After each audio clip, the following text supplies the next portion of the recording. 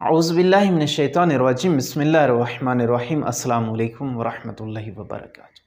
हवाई जहाज़ में या गाड़ियों में नमाज किस तरह पढ़ी जाए, सजदा और रुकू के लिए झुकना ज़रूरी है या नहीं है, क्या सजदेगाह के ऊपर सजदा करना ज़रूरी है या नहीं है, इसको आइए तफसील से बयान करते हैं।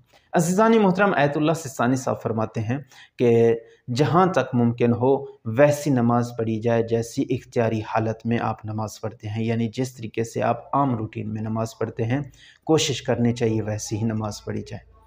और अगर मुमकिन हो तो नमाज के आखिरी हिस्से तक किबला रुख का ख्याल रखा जाए। लेकिन अगर नमाज के आखिरी हिस्से तक किबला रुख का ख्याल रखना मुमकिन ना हो तो तकबीरतुल इहराम कहते वक्त आपका किबला रुख होना ज़रूरी है। लेकिन अगर ये भी मुमकिन ना हो तो फिर आपसे किबला रुख साकित हो जाता है, यानी आपके लिए फिर ज़रूरी नहीं है कि किबला रुख होना।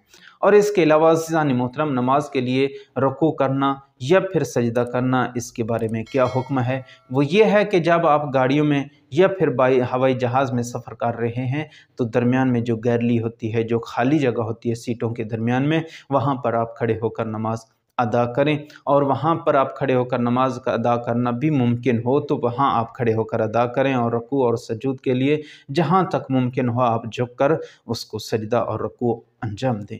लेकिन अगर ये मुमकिन ना हो जिस तरह इख्तियारी हालत में अंजाम देते हैं तो फिर जिस तरह आपके लिए मुमकिन हो, जिस तरह आपके लिए आसान हो वैसा आप रुकू और सजदा अंजाम दें। अगरचे आपके लिए सजदेगाह उठाकर ही सजदा करना पड़े, आप वैसा सजदा करें। लेकिन अगर ऐसा भी मुमकिन ना हो तो फिर आप सीट के ऊपर बैठकर या फिर खड़े होकर मुमकिन नहीं है तो सीट के ऊपर बैठकर आप नमाज़ पढ़ रहे हैं तो उसके लिए जो जहाँ तक मुमकिन है सजदेगाह उठा के आप सजदा कर सकते हों तो उसके लिए सजदेगाह उठाएं और सजदा करें। रुकू के लिए थोड़ा सा झुकें, उसके लिए ज़्यादा झुकना भी ज़रूरी नहीं है। जब आपके लिए मुमकिन नहीं है तो फिर ज़रूरी भी नहीं है। अगर ये भी मुमकिन ना हो तो फिर आप नमाज के दौरान रुकू और सजदे के लिए आप थोड़ा सा इशारा कर लें तो यही काफ़ी है।